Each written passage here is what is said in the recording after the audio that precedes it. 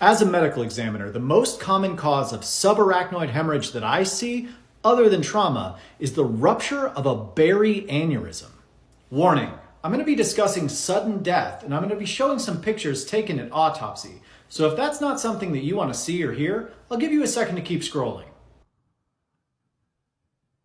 I'm Dr. Eric Hanberg. I'm a forensic pathologist and medical examiner, and I want to give you a little bit of background just so that we can have some understanding. The word aneurysm just means atypical dilation of a blood vessel. And when people say someone died from an aneurysm, what they actually mean is they died of a burst aneurysm. Aneurysms are more common in arteries than veins, and any artery can develop an aneurysm. A berry aneurysm is an aneurysm that forms in the cerebral vasculature. There are two main factors that are thought to contribute to the formation of berry aneurysms: degenerative change, or more simply just the breakdown of the vessel itself, and high blood pressure, which is actually the pressure of the blood pushing up against the wall of the artery as the heart pumps.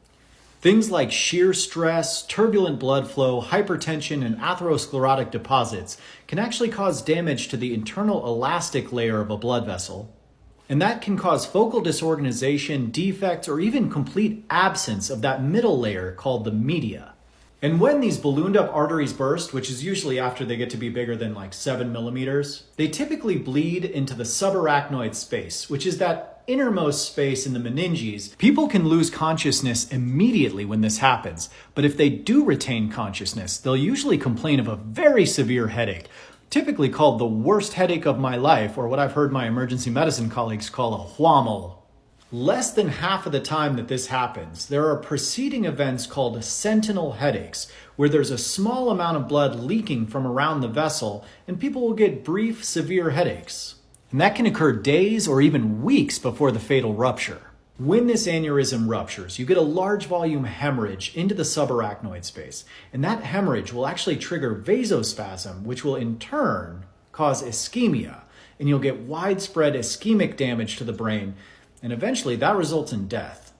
Now, if someone actually survives on the way to the hospital, they might get a lumbar puncture. And a lumbar puncture would just show red blood cells in the CSF. They might even get a CT scan, which could show a large hemorrhage, a large amount of blood. And if the aneurysm is big enough, it might even show the aneurysm. But I can do it better at autopsy.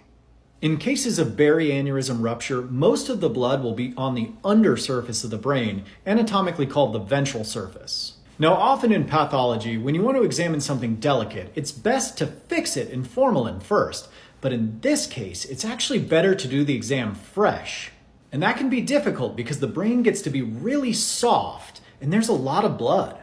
But once all that blood is washed away, the aneurysm can be directly identified.